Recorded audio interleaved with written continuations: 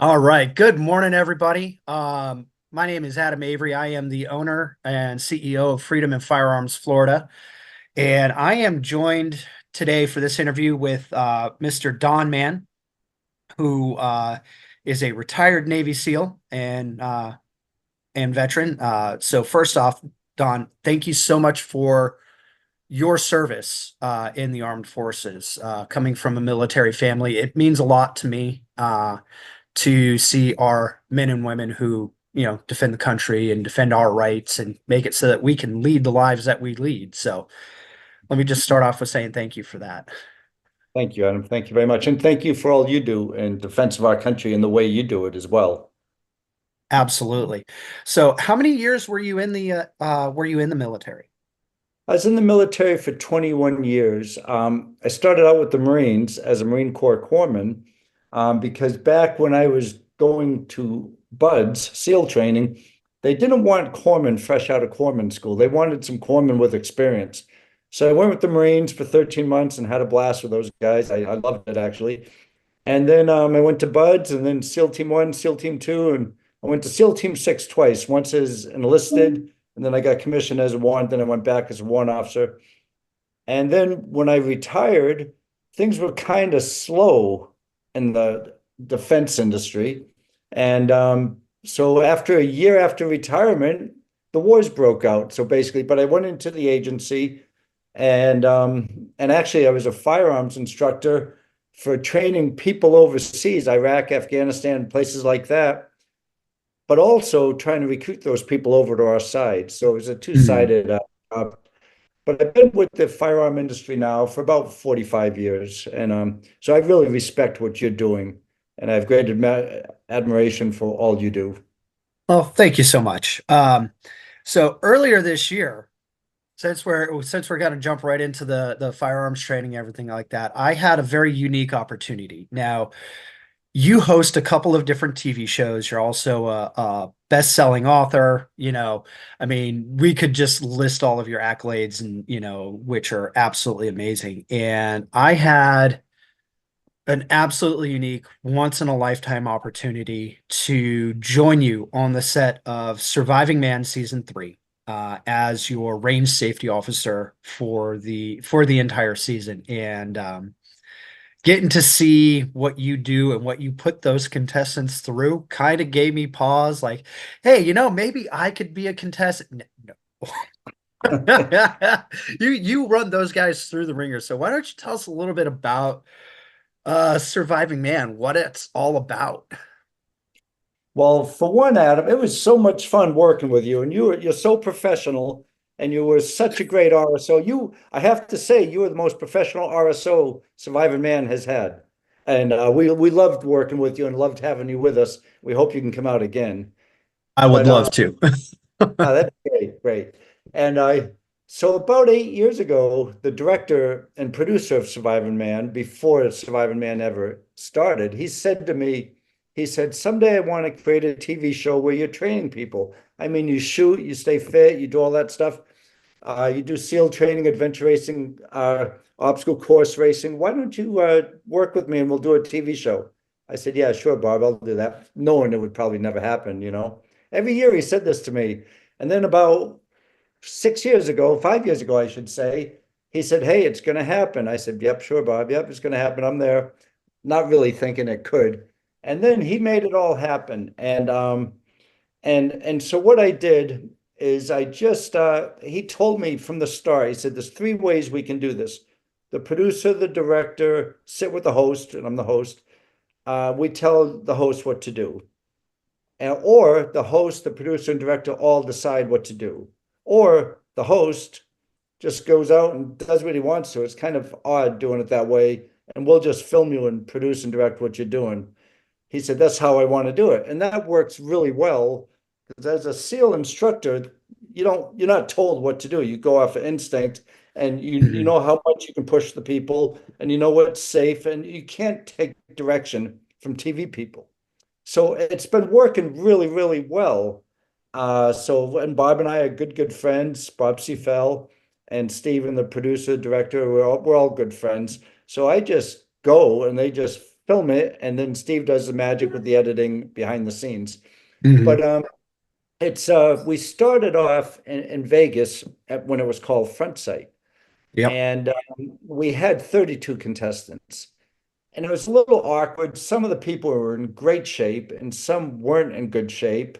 And so we had to kind of balance it. How can I push these people, but not push these people too hard? And 32 people, as you know, it's tough on a range. Oh, So it's we brought really it hard back to down to like, manage. yeah. We brought it to 8 and it's working really, really well with 8. But what we do is kind of like buds or SEAL training.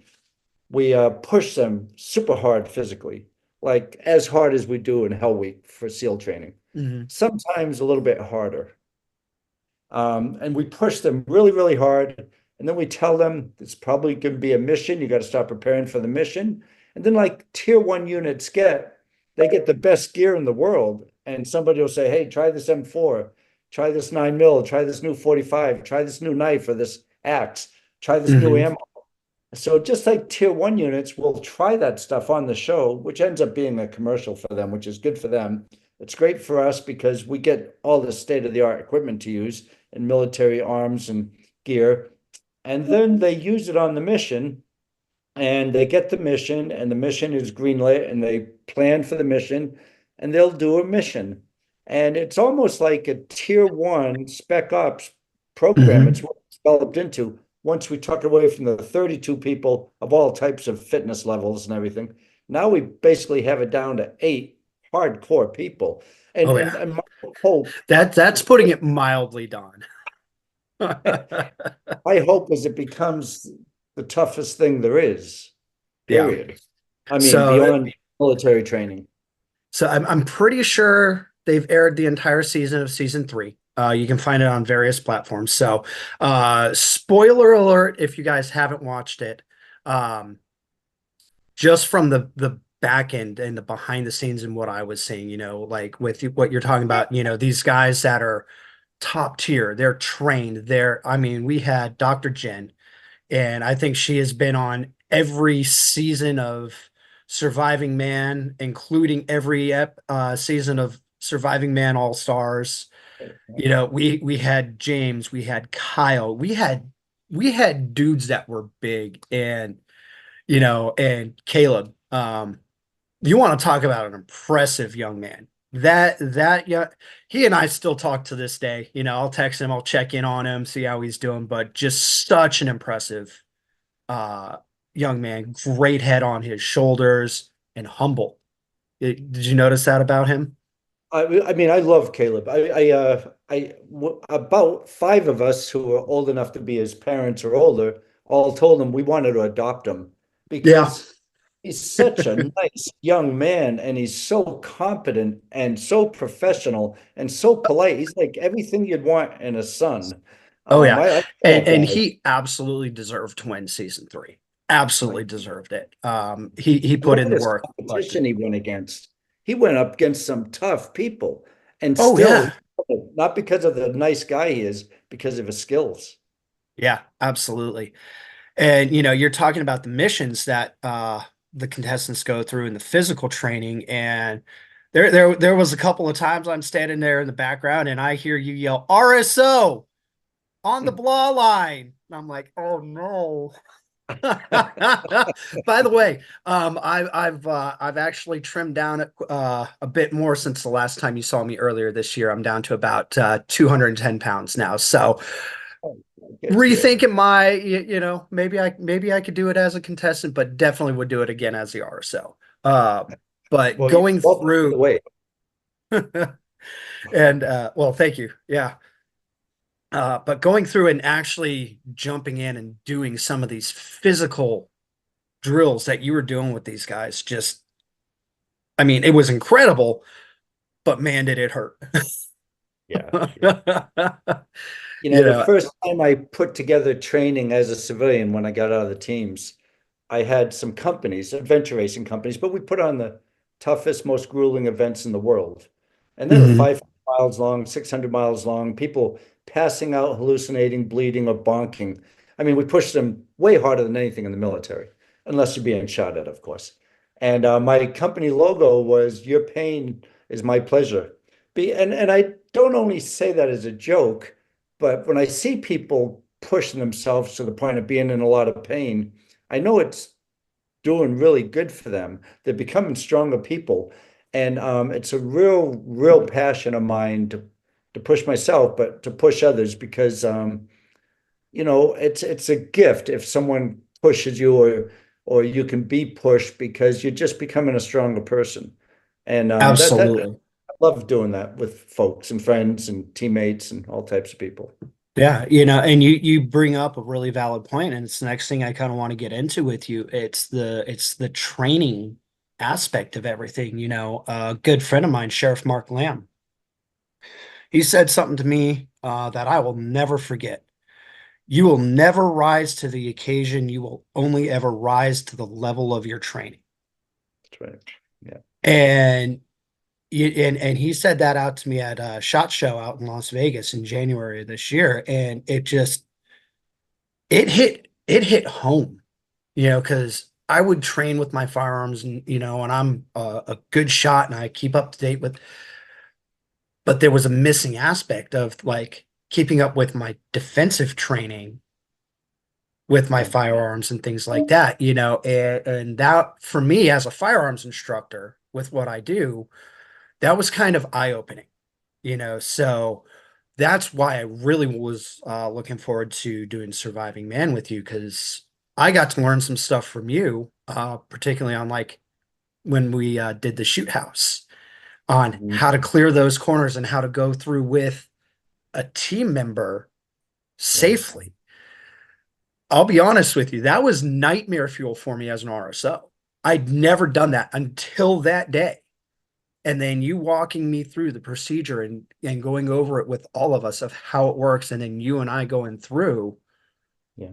that was amazing. And since then I've been investing my time, my energy into my own defensive training. And now when I'm teaching my students, I do a lot of concealed carry classes, even though it's not required in Florida anymore that you have the concealed carry permit. I'm still doing a lot of the classes, and I'm integrating things like teaching them how to draw from conceal with laser pistol, things like that. But there's so many people out there that look at firearms classes as a one and done deal. I've done my class, I'm done, I'm good to go. And you're not. You're absolutely not. You have to continue to train. So, first, from your perspective as a SEAL, how much time did you guys spend? Because I know, like before missions, 90% of your time is spent on mission prep, training, making sure your skills are where they need to be or and well in advance of where they need to be. So, how much time do you guys spend with weapons? How much time do you guys spend with training in hand-to-hand combat, stuff like that before a mission? Okay. One thing I would like to mention, Sheriff Mark Lamb's become a good friend, and he's co-hosted with me a number of times, and I really respect, admire him as well. Well, to answer your question, I can tell you when I first got to Team 6, there were only about 100 of us or so there. We're brand new at the team. The team was brand new, and we shot all the time. I mean, morning, afternoon, and evening. And Richard Marcinko would say, the founder of Six, he'd say, you shooters, you 100+ shooters, shoot more than the entire United States Marine Corps every year. That's how much we were shooting, which is a huge statement. But I have to tell you, I have to say this, and I don't like saying this, Adam, at all. I've had friends who are accidentally shot and killed by the SEALs. Mhm. And I've got friends who accidentally shot and killed innocents. And it's if anybody ever says one and done, I've got my NRA certificate, I've got my concealed carry, I'm trained. You said it so right. They are so wrong. So wrong. Even training people in the CIA every now and then, and those guys love shooting. And law enforcement's the same way, but they don't always have a chance to shoot and they don't have all the ammo they need or the training opportunities that they need. And there's accidental shootings and mishaps Mhm. and the occasional fatality. So for anybody to say trained and they don't need any more training, they're dead wrong. No pun intended. They're dead, dead wrong. Um, we do have the four safety rules, which you preach, and we all do. Any good shooter knows those. But you know how many times I've been to gun shows and gun shops, and you see someone picking up a weapon and pointing at you while they're giving it to you, or sweeping people, or having the finger on the trigger while they're handing it to you. You're thinking these people in the gun industry, they're not trained. They're just not Hmm. trained. And I don't want to feel like I'm a hybrid, a pro-gun guy, an anti-gun guy, but I do believe we all have the right to carry arms, of course, and to protect our families and protect ourselves. But I equally believe, or maybe not exactly equally believe, but I also strongly believe that anybody who has a firearm has to be trained. You've just got to be trained, or you're just endangering yourself or your wife or your kids. Yeah, Huge. I couldn't agree with you more, Don. That you know, I'm just gonna step on my pulpit here real quick and kind of preach about this. It's you are more dangerous to yourself, your friends, your family in innocence without training than you are to the bad guy you are trying to protect them from. Absolutely, absolutely. You know, and that's why at Freedom and Firearms, what we focus on is not only just the initial training, making sure everybody understands safety, because I mean, safety is paramount. You got to know, okay, that finger never goes on the trigger unless you're ready to shoot. You never aim at something you're not willing to destroy. Know your target, what lies beyond, and keep the gun unloaded until you're ready to use it. Right? Those are the rules. But we talk a lot, myself and my other instructors, about continued education in firearms. I go out and train at least once a week personally. I go out, I will have random people load dummy rounds into my magazines, simulate malfunctions, things like that, that I would need to handle in a split second. You also need to know because you only have that split second to decide. Are you going to discharge your firearm in a dangerous situation? And if you aren't trained to the level where you can confidently draw and present your firearm on a target and know that you can stop that threat, you shouldn't really be carrying a firearm until you're trained. You know, so I agree with you. Everybody has a right to defend themselves. Everybody should defend themselves. Everybody should know firearms, but get trained, get trained. You know, the constitutional carry down here in Florida. This happened just after we filmed. July 1st of last year. It is no longer required for Florida citizens to have the physical permit to carry a concealed firearm. Anybody, as long as you can legally own a firearm, can now carry one. I have no problem with that. My issue is the removal of the training aspect that would go into what somebody needed to do to qualify to get their concealed carry permit. You know, so that's why I want to talk to you today because you've seen the best and you've seen the worst. You've seen situations where if somebody had just had some basic training, it wouldn't have happened. You've seen advanced situations where somebody doesn't train enough and it's absolutely horrible situation. I can't tell you how many loaded guns I've had pointed at me on the range because people don't know what they're and they're just like you said, they're moving around and they're flagging everybody. Tell you, I'm a chief range safety officer. I don't tolerate that crap. I will, I educate first. And if somebody continues to do it, I'll get them thrown off the range. I have them removed because they are a danger to everybody around them. The only thing that is safe when they're shooting is their target that's downrange. All right. You know, I'll stop preaching now. so Adam, so back in the early 80s, when the force safety rules were discussed for the first time and brought out to the shooting community, It was Colonel Jeff Cooper, and he owned a ranch called Gun Sight, and it was the greatest shooting facility in the world. Hmm. And Jeff Cooper, the modern day, he was the modern day pistol craft expert, small arms weapons expert, and he trained most of the instructors who trained my generation. Um, but he had his four safety rules slightly different because he felt he was in Arizona. But I've heard it both ways, of course. But what he felt is just always assume the weapon is always loaded Hmm. and not that it always has to be unloaded until you're ready to use it, just so you can tap rack and shoot. And that's the way we presented it overseas. So everything else, know your target, know what's behind it. Don't sweep anything you don't want to destroy.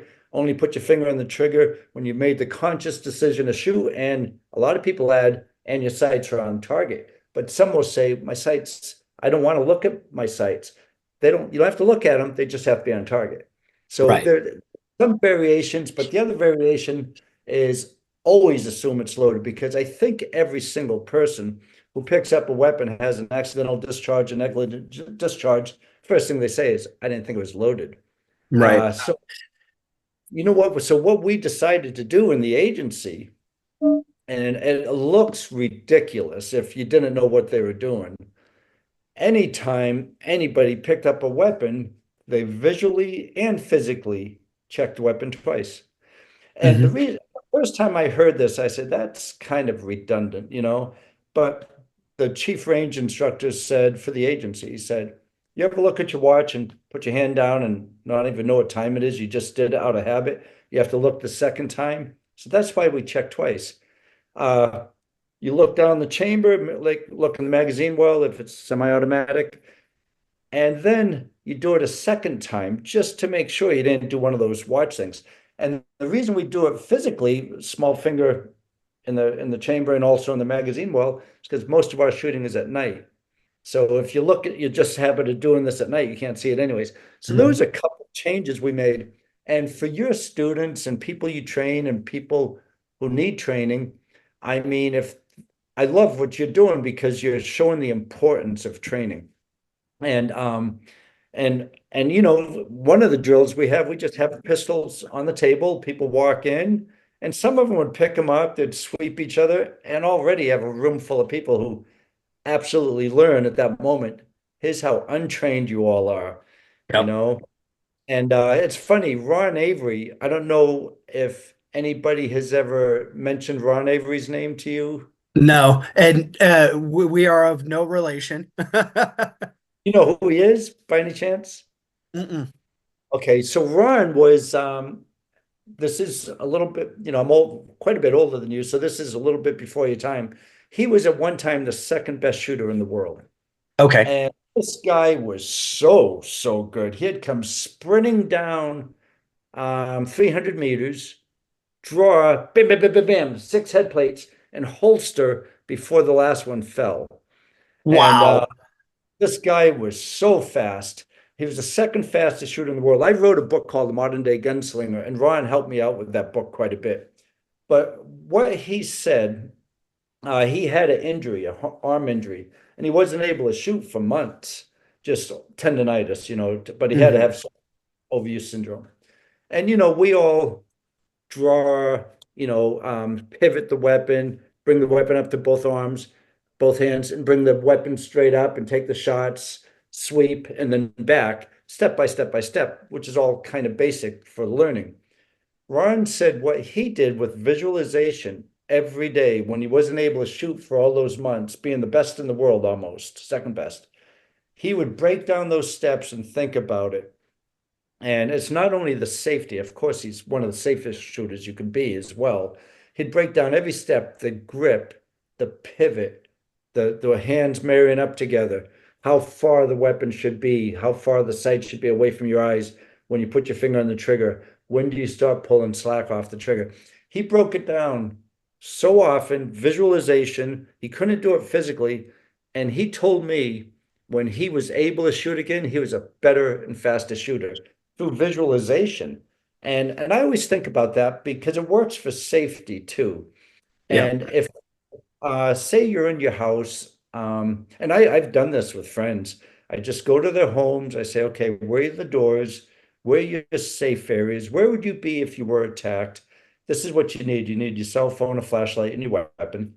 Call 911 and find a place where you are waiting for that door to open. If the door opens and it's a threat, you're protected and you take out the threat. It's that simple. But it's not that simple if you don't visualize it and train for it. Hmm.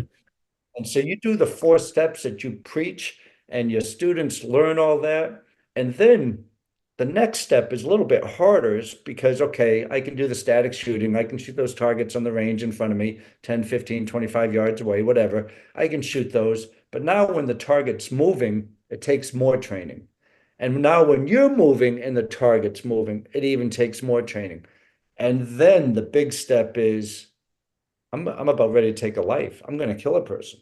And like you said, that split second, you have to decide, shoot or not shoot. And it might be the situation where if you don't shoot, you're going to be shot or killed.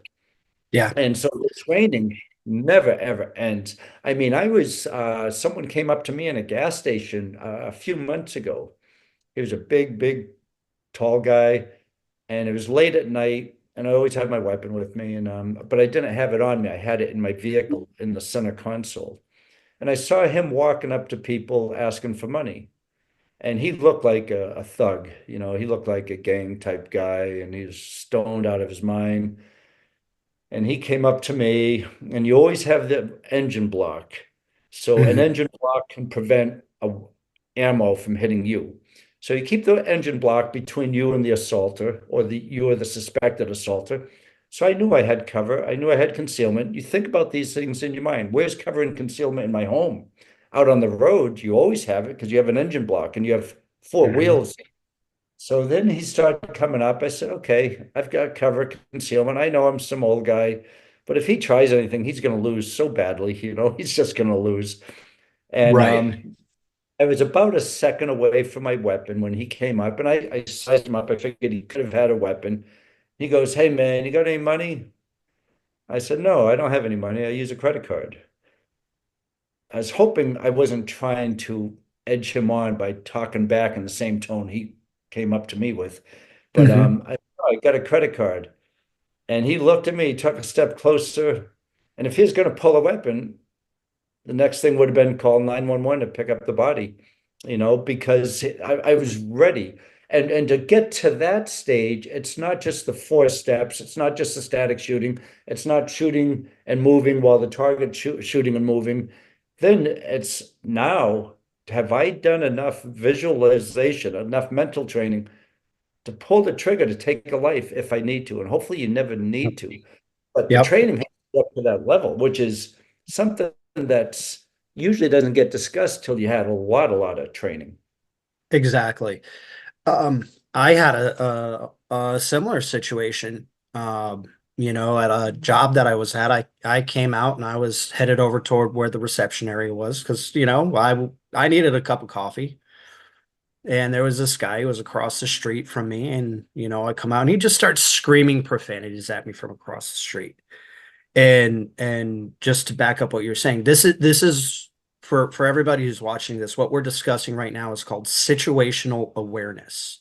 You're aware of what's going on in your surroundings. You see what's going on, you're paying attention to it. It's not paranoia. You're not looking around for every crack and crevice, but you know what's in your vicinity, right? And that is incredibly important when you're training. So he's cussing me out, he's swearing at me, he's across the street, he's not really a threat. At this point, he's just kind of a jerk. Well, he gets up and he comes across the street, and now he starts threatening to physically assault me. Okay, I turn and I look back over my shoulder. Yes, I was carrying my firearm. I always have it on me. He's about 45 to 50 feet behind me. So the physical aspect of that was not much of a threat.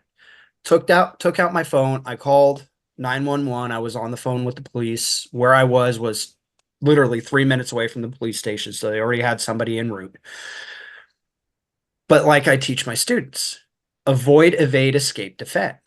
You don't ever want to jump to using your firearm as your first resort. It is your absolute last resort if you have no other options, even in a state like Florida, which is a stand your ground state, right? I don't have to retreat. If I feel my life is in danger, I can use lethal force. I would rather not have to if I have other options available, right?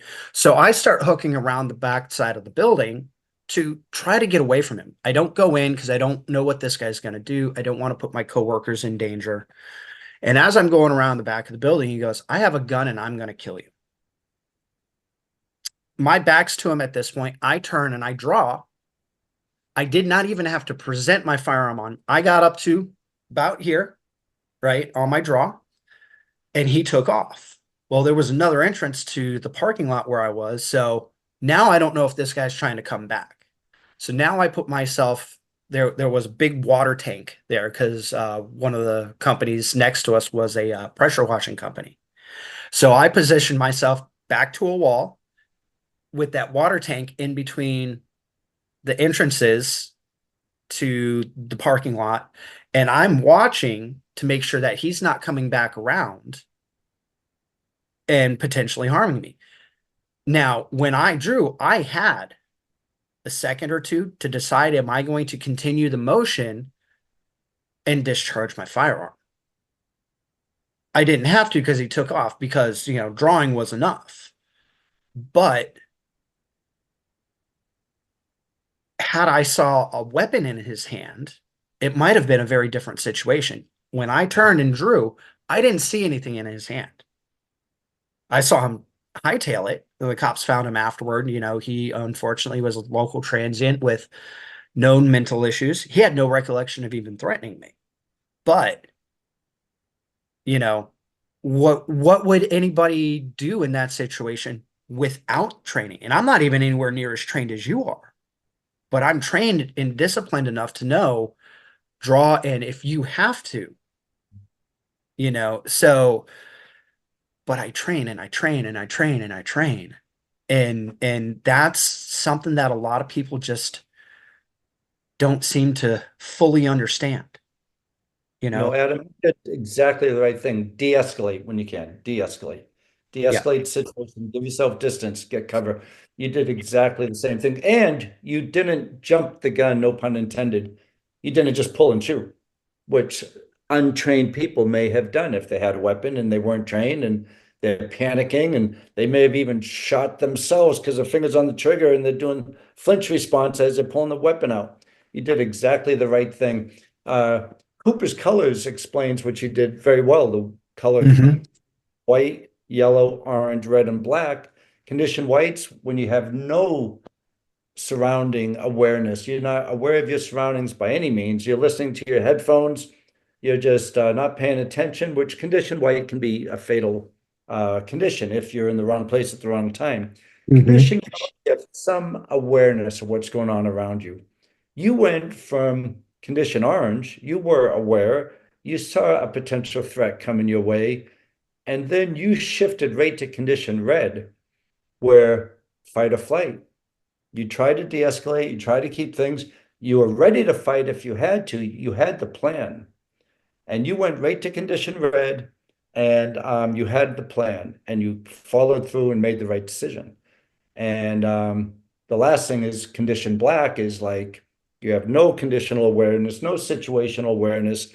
Someone comes out behind the car and you're froze. Condition black. It's also a deadly condition to be in. Mhm. So you brought the escalation, situational awareness from yellow to orange to red beautifully. That's such a great example for your students. And this is something that I teach in not only my concealed carry classes, I teach it in all of my basic pistol classes.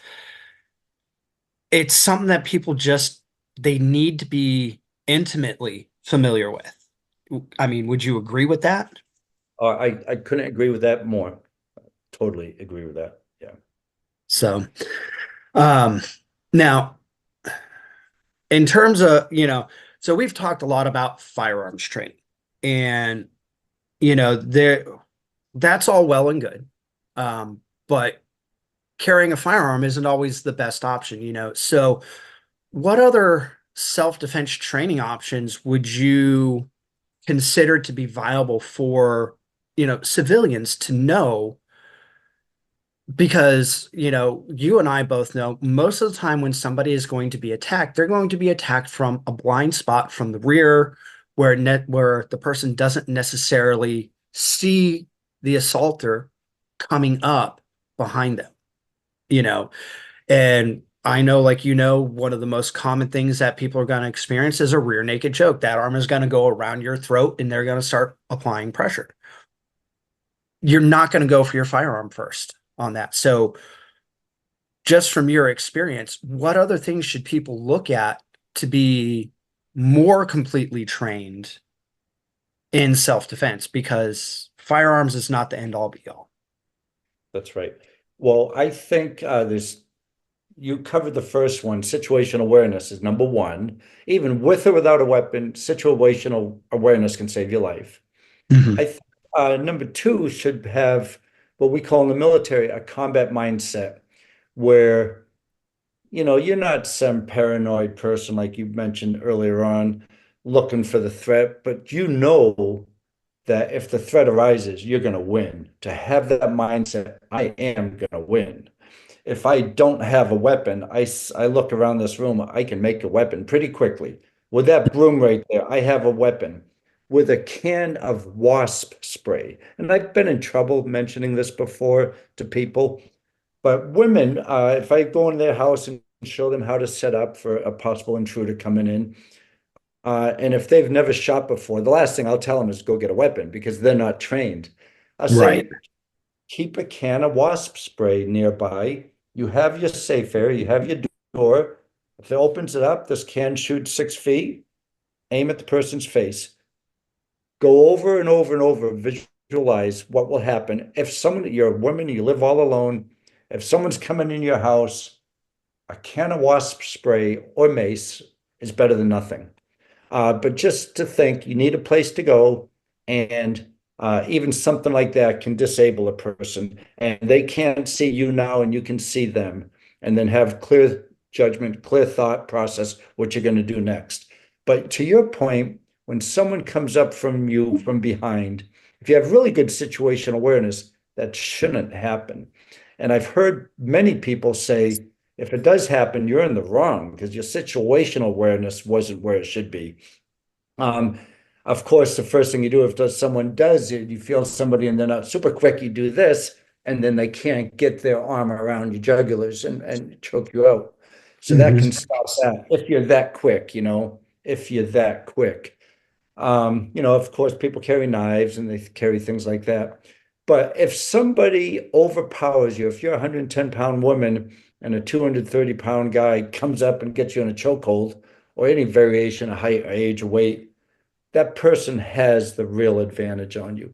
In the teams, we spend time on hand-to-hand combat and unarmed combat, but we only use that for a non-threat. So if you're coming in doing a raid and taking over buildings, ships, trains, or planes, whatever, person's a threat, you neutralize the threat. Right. Okay. If the person's not a threat and they come up to you and they grab you, you can't shoot them. You have to have some basic hand-to-hand defense techniques where you can take the person out. If someone came up in front of you, in front, which is much easier than in back, of course, you always have the heel of your hand. And if you hit someone right here with the heel of your hand under their nose, if you have the mindset to do that really, really hard, the eyes are gonna water up, their nose might break, and you can get your distance and move out of the way. So that helps really, really well.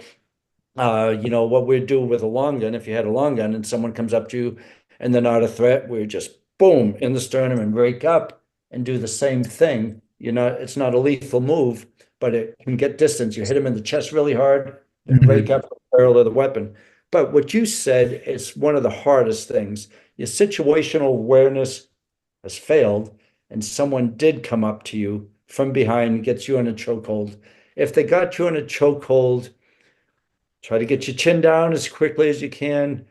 But what I would basically do if I got myself in that position, I'd try to fight it out. And at some point, if you're a younger woman, if you're a smaller woman and it's a big guy, you're gonna have to like stop the fight because they'll beat you. They're gonna kill you or they'll choke you out. If you stop the fight, his aggressive behavior may stop.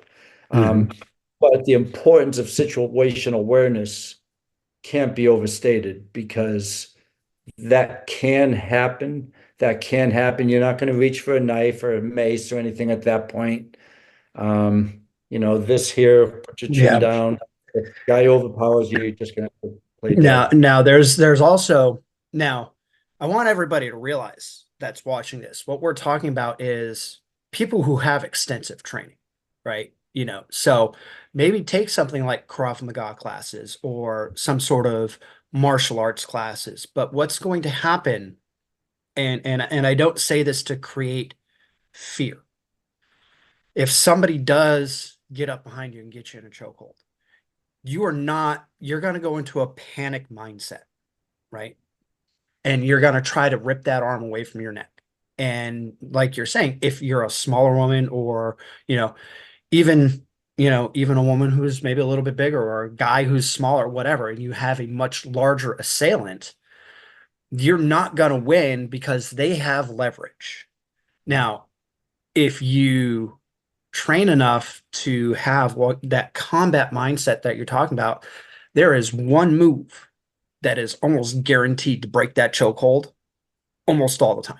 I'm not guaranteed if you have enough awareness, reach back, you grab the groin, you pull, you twist, you do whatever you have to do. I promise men will let go if you do that. I mean, Oh yeah, yeah. so but again, it's top of mind awareness. And if you walk around in a fog, everything is fine. You're never going to have that top of mind situational awareness. And then you could be putting yourself into dangerous situations, I mean, we all know the areas that we shouldn't go into in big cities and even around where we live. We know the areas to avoid. But if you're not paying attention, your situational awareness isn't there, and you decide you're going to walk through there, you've just put yourself in a really bad situation. And now, now you, now you're kind of the effect of what's going on. Now you're getting into that paranoid, oh God, what's coming up behind me type thing. So you gotta train yourself to always be aware of what's going on around you. And for the love of God, please get your faces out of your phones while you're walking around. Condition white. Yep. Yep, condition white. Yep. And we see it so much. I mean, people driving down the road, Yeah. walking around, not, I mean, I can't tell you how many times I've seen people almost get hit by a car because they're walking down the street with their face plugged into their phone. Technology is fantastic. I love it. Couldn't do this interview without technology, but you have to know your limits with that technology. My nephew's best friend was on his phone, took a step into the road, boom, hit and killed. I mean, total unawareness of what's going on. One other thing you mentioned that I want to bring up this is it's better to train for the 99% of all possibilities that could happen, knowing that, yes, somebody could get you in that check. If you get him in the nuts, great. If you can get that. I mean, I was in a confrontation once where that guy's scrotum ended up being that long. It was that push pulled into the dirt. Ouch. Yeah, he didn't come out well. He left pretty bad shape, to put it mildly. That is a good place. A kick is really good there too. But yeah, that is the key point. And then this would probably be secondary to that. But also just to and not to be the panicky person, but when you walk into a restaurant, have you like right now, have your back to the wall. Just not to be paranoid, but you know where the entrances are. You see people coming and going and Mm-hmm. you're comfortable. If something happened, you know where you're going to go. You have a plan. You're still enjoying dinner or lunch and drinks, whatever. But without putting much effort into it at all, you have a plan. Nobody's going to get me from behind, but I Yep. see where I'm going. If a person comes here, it's a shooting. It's I'm ready to go. I'm going to de-escalate. I'm out of here. Yep. But if you I get do the exact same thing. I go out with my family, it's my back is always to a wall, and I'm not out there. I'm not no, trying to watch it. I'm relaxed. I'm ready if I need to do something. Again, we come back to the Cooper's color codes. That's condition orange. You're aware of your surroundings. You're ready to take action if the need arises. But I'm not tense. I'm not stressed. I'm not looking at every little nook and cranny. No, I use my peripheral vision. I know what's going on around me, and I have an enjoyable dinner with my family. My wife, my daughter, that and that brings me up to another point I want to discuss here in a minute is training kids because we do have predators and that's quite unfortunate. But there's the safety aspect as well. So remind me, we'll come back to that in just a moment. But it's like even when we're on set, Surviving Man, right? Mike, co-host Mike Glover, he mhm. was doing a photo shoot for a magazine and he grabbed one of the firearms. I wasn't even really watching where he was at. I mean, he spent 20 years in special forces. The guy knows firearms, he knows what he was doing, but it was my job as range safety officer, make sure that nobody went on my range, nobody went down range ahead of the firing line without me clearing the Right, range. right. And he was joking with me afterward. He goes, "Watch this. RSO is going to come over here as soon as I move away from here." And I was right there. He had already cleared the firearm, but I made him give it over to me. And I cleared the firearm. And then Yeah, I proceeded downrange with them and they did the photo shoot. I made sure, even though we both cleared the firearm, that the photographer didn't get in front of the muzzle of the gun. But that is actually a great example of situational awareness. We were in between shoots. I was just talking and having fun, but my awareness was such that something was going on. And, okay, cool. My job as the RSO is to make sure everybody is safe. yeah, yeah, yeah. I remember that. Yeah. And also, yeah, you had a lot going on as RSO. Oh, I You know, did. one thing I was going to mention, we're talking about walking and people coming up from behind you. Carjackings are really getting bigger and bigger and bigger all the time too. Even in a Mhm. vehicle, of course, you always keep your doors locked and hopefully you have your weapon right there. But in a vehicle, one good safety thing is never get, when you're stuck in traffic, don't get right up on the car in front of you because if someone does come up behind you, because you're constantly scanning your mirrors, because you can't have a wall behind you. So anybody can come up behind you when you're in a vehicle. And if you're scanning, you can go right to condition red, have a fight, fight or flight, fight, flight, or freeze, hopefully not freeze. But if you do see a car coming at you really fast or people coming out of a vehicle that look like threats, if you're not back to back on the vehicle in front of you, you can have an alley to shoot out left or right. You have free space to leave. Even that there is important, not to be backed up right behind a car. So if someone's coming, even a fast moving car, to get out of the way. So not even get close to the car in front of you. And for carjackings, that's pretty much a lot of the training is always have a way out of the position you're in if you can.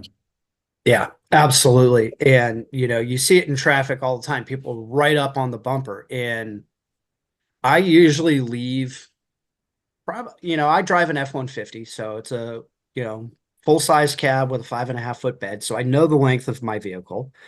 And I know that if I need to get out of a situation, I need at least half of my vehicle length in front of me to be able to maneuver my vehicle out. And that's something you don't see a lot anymore is people being aware of the turning radius of their vehicle, the length of their vehicle, and that's something that people should pay more attention to because these multi-car accidents, self-defense out of it, these multi-car accidents occur because people are too close to the guy in front of them.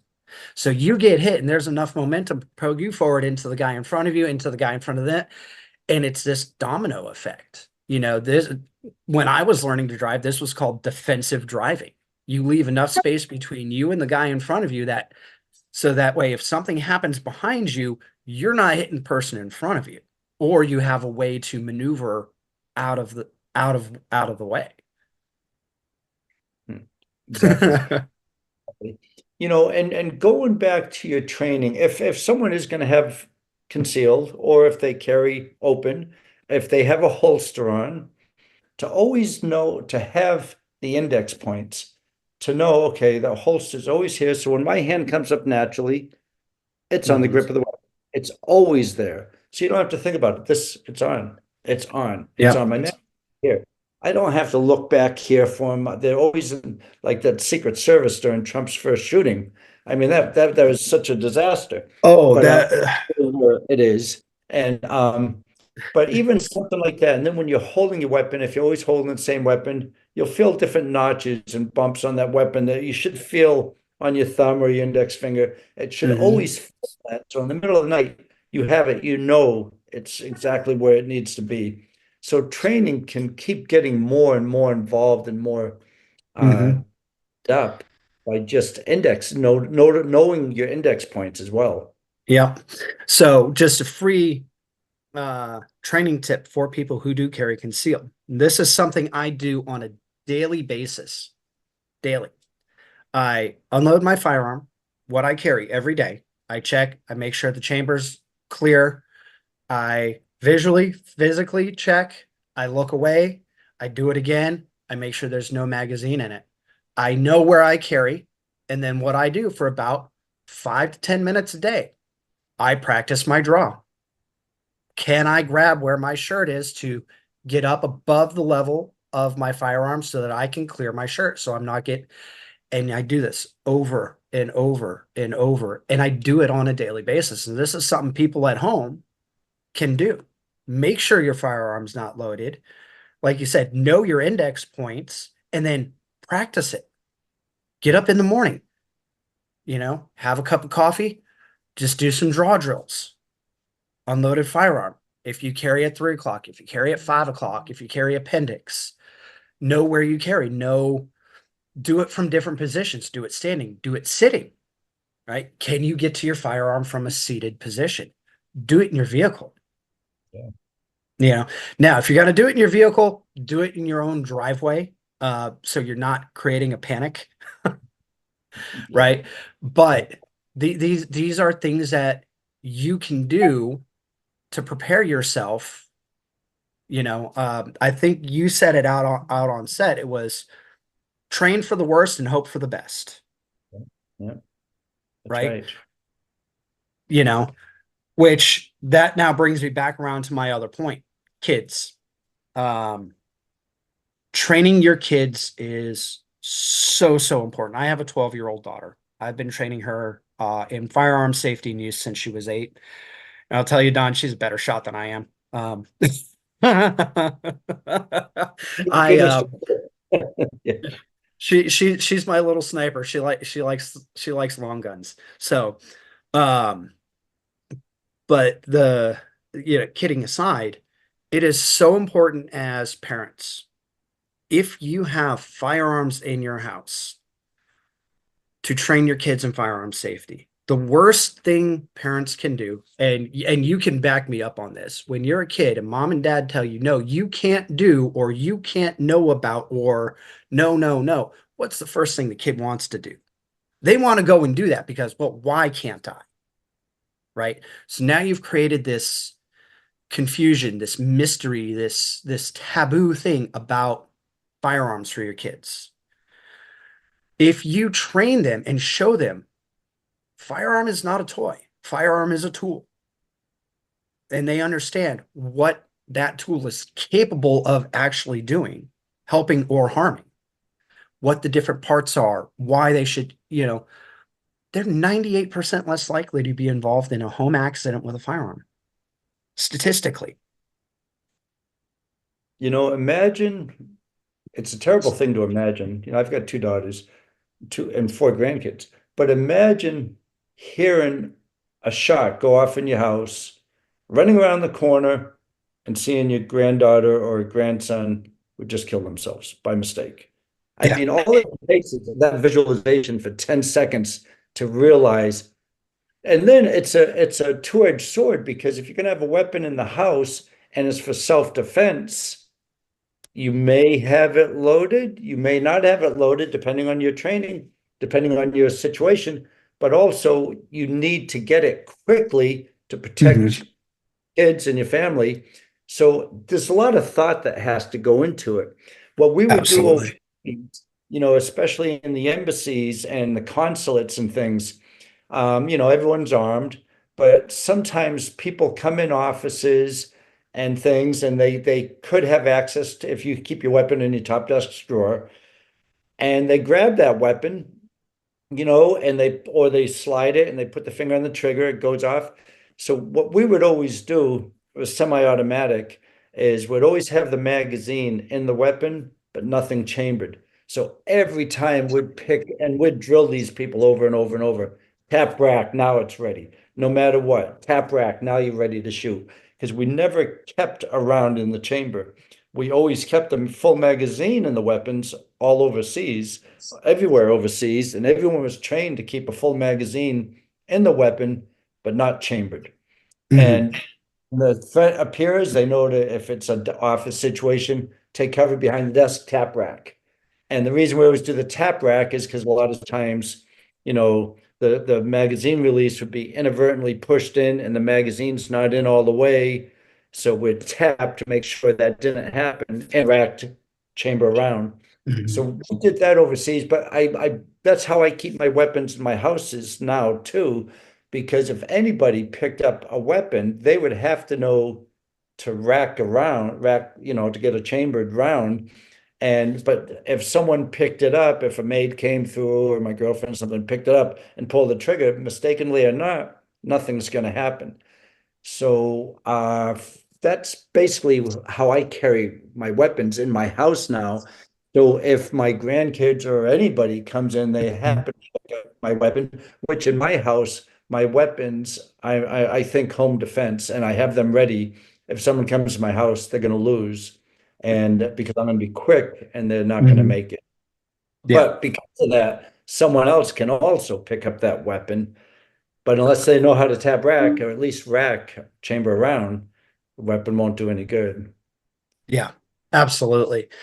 So I just want to point out something, a recurring theme throughout this whole thing.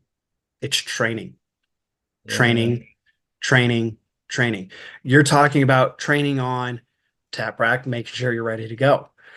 We talk about, training in the embassies, training with your kids. And I don't really think we can overstate it enough that training is so, so critical to anything you do. I mean, think about back to, for people watch this, think about back to when you were learning to drive.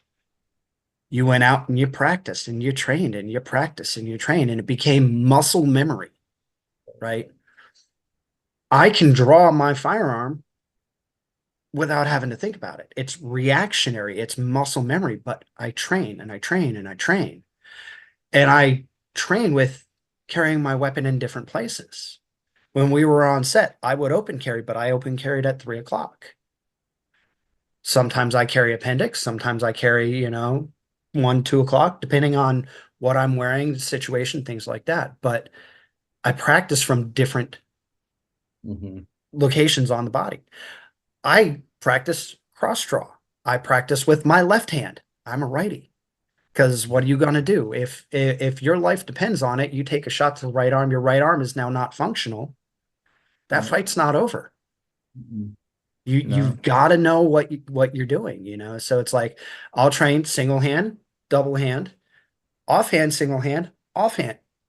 You know, but I'm also more advanced than a lot of students are, and I think with this, and this is kind of the mindset people need to have when training. It's like, what if? Okay, I need to train to this level of what if? Mhm. and then I hope you never have to use it. I sincerely hope none of my students ever have to use their firearm in self-defense. Yeah. Go out to the range, have fun, but know this, there's a difference between target shooting and defensive drills, right? Target shooting is important to defensive drills because that's where you establish your fundamentals. Having that same grip every time, like you were talking about, that index point of being able to pick up a firearm and know that your grip is the same every time, that your thumb placement on the side of the slide, your trigger finger every time. And you build on those fundamentals up to defensive training. Defensive training can pick it up off the shelf, index with your thumbs, know that you're on center mass, sights are on target, but your grip is there. Everything is there that you need to accurately and correctly take that shot. Yeah, and and the other thing you pointed out that I liked a lot is if you stood doing dry fire in your house, checked your weapon twice, visually, physically check your weapon twice, look away, check it the second time, and all that, and you have a target, and that target's in a safe place, and you're practicing dry fire in your house, okay, and you practice perfect practice, practice perfect, because practice doesn't make perfect.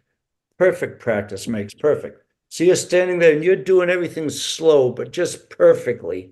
And then it comes a little faster. And like you said, you're getting the fundamentals drilled down, but you're thinking of every step. It's in your conscious. You're consciously thinking every step. I'm not sweeping. I'm not sweeping. Okay, sights are on target, shots fired. And you're thinking of every step, consciously making the decision on every step you're doing. But it takes thousands of repetition of perfect practice to get that into your subconscious. So now, without even thinking, I'm going to do it. But what I'm going to do, it's going to end up being perfect because all that perfect practice is now coming out subconsciously. So if the bad guy does come, the wolf comes, a terrorist or the criminal or the thug or whatever it is, the gangster, the threat is there. Most likely, when you react, you're going to be as close as to perfect technique as possible. And that perfect technique could be the difference between shots on target or shot here, shot here, shot here because of the stress you're under. And so practicing perfect practice and not being in a stressful situation, even like you said, home fires, dry fire in your home, in your backyard, from standing, kneeling, prone position, left side, left arm, right arm. Just practice different places in your house. It's going to make it so hopefully it won't happen, but when it does happen and you do have to defend yourself, in your mind, it won't be the first time. It might be the time or the 10th time you've done this drill, but now it's for real. So you don't have to take the time to think about what to do. It's in the subconscious. It's just going to happen. Yep. All right, Don. Well, thank you so much for joining me today. It's a pleasure seeing you again. And yeah, if you guys need me out there for another season as RSL, please let me know. I had so much fun doing that. I would love to have you come back. The next one's going to be in Texas, Staccato Ranch. All right. All right. Well, I'll let you put the good word in with Bob. Well, I'll do that today. All right. And yeah, I appreciate your time. I appreciate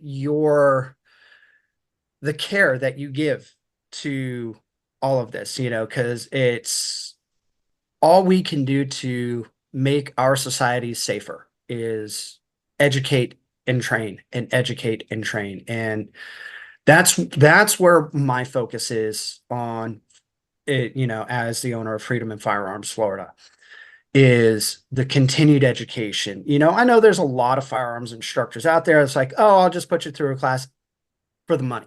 Yes, I'm not going to lie. I make money off of it. It's a business. But there's an additional aspect to, okay, this is not the end of your training. This is merely the beginning of it. And then I continue to work with people one-on-one on the range. And, I go to people's houses and work with, okay, you got somebody coming through your front door. How do we handle that situation? Somebody coming through your front door. where is the safe spot that you can have eyes on that door where they can't have eyes on you? How do you clear that corner? Which, by the way, love the training I got from you on clearing corners with firearm. So, Got to do it um, again. oh, I'm looking forward to it. You got to let me know next time you're in Florida. We'll go out to the range together. That'd be excellent. I'd love to do that. I'd love Yeah, to do well, that. I'd love to go through one of your classes with you too. absolutely. All right. Well, it is just after Thanksgiving. We are in the holiday season. So, Dawn, from me to you, happy holidays. I hope you guys had a great Thanksgiving. I hope you and your family have a fantastic Christmas. And let's do this again soon. Yeah, I look forward to it, Adam, and thank you so much. It's great seeing you again, and I look forward to our next time together. absolutely. All right, Don. We'll talk to you later.